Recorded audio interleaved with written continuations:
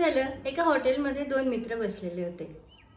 त्यातला एक मित्र दुसऱ्याला म्हणाला, या हॉटेलमध्ये ना एक वेटर आहे, अगदीच मूर्ख आहे. त्याला 50 आणि 500च्या नोटांमधला फरकही कळत नाही. तुला बघायची गंमत? बघ हा.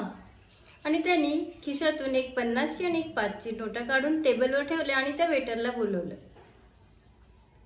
तो त्याला म्हणाला, हे बघ, तुझ्या आजच्या सर्व्हिसमुळे मी खूप खुश झालोय आणि तुला बक्षीस म्हणून या 2 नोटांपैकी जी मोठी नोट असेल ती घे. आणि मुलांनी 50ची नोट उचलली आणि तिथून निघून गेला. हे बघितल्याबरोबर दोन्ही मित्र एकमेकांकडे बघून जोरजोरात हसायला लागले.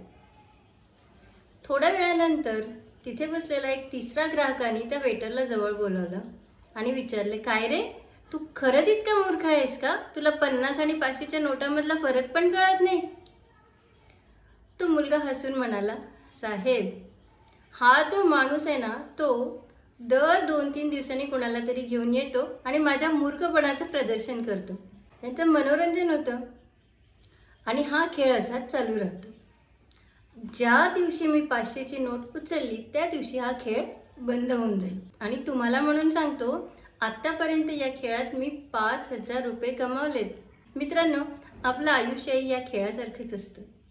दरवेळी दर ठिकाणी समजदारी दाखवून चालत नाही.